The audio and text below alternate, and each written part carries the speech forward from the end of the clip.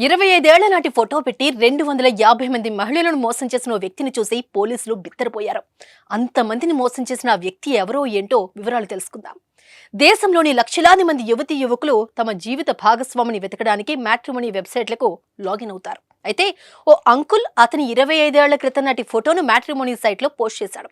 CMR shopping mall మన height Nagar లో భాగ్యలతా కమాన్ పక్కన ఫిబ్రవరి 29న ప్రముఖ సినీ తారలచే గొప్ప ప్రారంభం.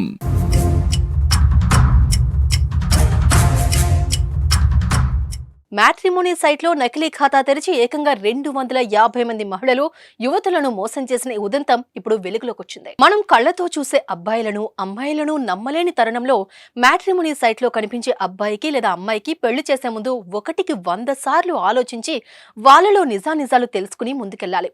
లేకుంటే చేతిలో ఉన్న డబ్బు శీలం పోగొట్టుకుని మోసపోతారు అని చెప్పడానికి ఇలాంటి నరేష్ పూరి గోస్వామి అంకుల్ స్టోరీ కూడా చక్కటి ఉదాహరణగా చెప్పుకోవచ్చు. మ్యాట్రిమోనియల్ లాంటి వెబ్సైట్లు మంచి ఉద్దేశంతో ప్రారంభించబడినప్పటికీ వాటిని దుర్వినియోగం చేసే కిలాడీలు కూడా చాలా మందే ఉన్నారు. కాబట్టి మ్యాట్రిమోనీలో పెళ్లి సంబంధాలు చూసుకునే ముందు అందరూ చాలా జాగ్రత్తగా ఉండటం అవసరం.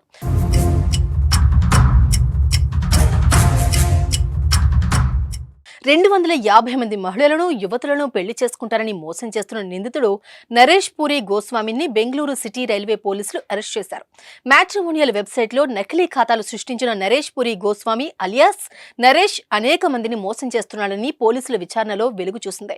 వితంతువులు విడాకులు తీసుకున్న మహిళలను టార్గెట్ చేసుకున్న నరేష్ పూరి గోస్వామి అంకుల్ వారిని నిలువునా మోసం చేయడం అతని డ్రీమ్ అని పోలీసులు తెలిపారు. పెళ్లి చర్చల కోసం నరేష్ కోయంబత్తూరు నుంచి బెంగళూరుకు ఓ మహిళను పిలిపించాడు. ఆ తర్వాత టికెట్ రిజర్వేషన్ చేసుకోవాలని, డబ్బులు తర్వాత వస్తాయని, తన పర్స్ ఇంట్లోనే మర్చిపోయి వచ్చారని ఆమెకు నరేష్ మాయమాటలు చెప్పాడు. నిందితుడు బ్లాక్ లో 2 సిమ్ కార్డులు కొనుక్కుని వాటిని వాడుతున్నాడని పోలీసులు తెలిపారు. ఓ హిందీ దినపత్రికల్లో పెళ్లి చేసుకోవడానికి ప్రకటనలు యాడ్స్ ఇచ్చిన మహిళలను గుర్తించి వారి ఫోన్ నెంబర్లు సేకరించిన నరేష్ ఆ తర్వాత వారితో ఫోన్లో మాట్లాడి పెళ్లి చేసుకుంటానని నమ్మించాడు.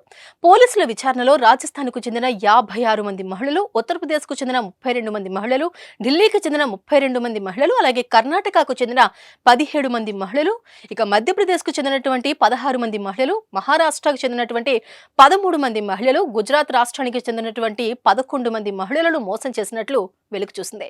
ఇంకా చాలా మంది మహిళలు యువతులను నరేష్ మోసం చేసినట్లు సమాచారం ఉందని, అయితే ఆ విషయాలు ఇంకా వెలుగులోకి రాలేదని బెంగళూరు పోలీసులు తెలిపారు. ఈ వార్త చూసిన పలువురు ఏదేమైనా ముసలోడు మామూలోడు కాదు అంటున్నారు.